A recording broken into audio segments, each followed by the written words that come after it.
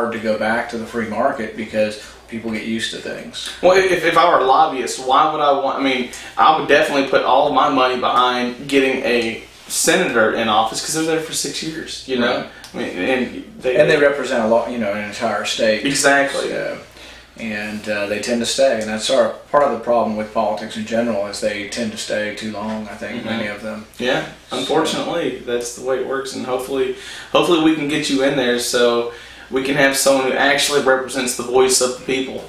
Right. It's very important. Hi, I'm Rand Paul, and welcome to RandPaul2010.com. I'm here with Matthew Jarfie, Yep. right? Came all the way from South Carolina to visit us today, and so we thought we'd do a little video. Most of you we've only been able to meet online, but we were lucky enough to have Matthew in the office today. And I wanted Matthew to tell us a little bit about why he got interested in politics and why he's interested in our campaign. Well, the reason why I'm actually interested in your campaign is the fact that we do not have a voice in the Senate. I'm actually lucky to have Senator Jim DeMint in South Carolina, but we still need another voice of liberty in the Senate. Of course, I got active big time in politics whenever your father ran for president, and that was the biggest thing that I can ever say that I was ever part of in my life was the money bomb. One of the two money bombs. Whenever we raised the $4 and the $6 million, that was just the most. It was one of the best times of my life. The fact that we, the people, had made a big statement, and hopefully we can make that statement for you. Yeah, and I remember exactly where I was too. I was in Boston at Faneuil Hall, which is a historic hall where James Otis spoke and Samuel Adams spoke there, and we were having a Boston Tea Party. And during that Boston Tea Party, everybody was giving announcements periodically through, and the excitement continued to build and build. And I think nobody really, expected to be $6 million in one day. Huge. 35,000 freedom lovers got online and donated, and just like we did recently, people get online and donate $5, $10, $25. It's amazing.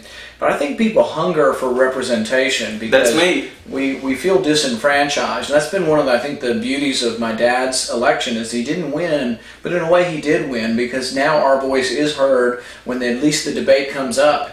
We can now say for 5 years we've been warning you that this housing bubble was coming, and my dad did. And so he is getting some credit for having warned of the failure. Unfortunately, now some people still want to make the Federal Reserve stronger. The Federal Reserve caused this boom and bust cycle, and now people want to give them more power to regulate the economy. But there are competing forces. There's 245 co-sponsors to audit the Fed. So there are some good things happening, but you're right, we need more voices. We can't do it in Washington until we have more voices.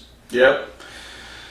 Well, I'd like to say that, here in South Carolina, you have a lot of support, and I'm sure here in the Bluegrass State, you've also got a lot of people, who are going to get behind the cause for liberty. We do, and it's a small primary. Really, only about 130, 150,000 people will vote in the primary. I've got a very good question. Now, do the people in Kentucky actually have to be a registered Republican to go and vote in the Republican primary, or can they just be a registered or a voter? Yeah, it's difficult. In fact, my son went to one of these mock legislators things that the kids do, and his bill was to propose that independents could vote in the primary. But in our state, independents are not allowed to vote in either primary, and really the deadline will be this December, and that's a good point.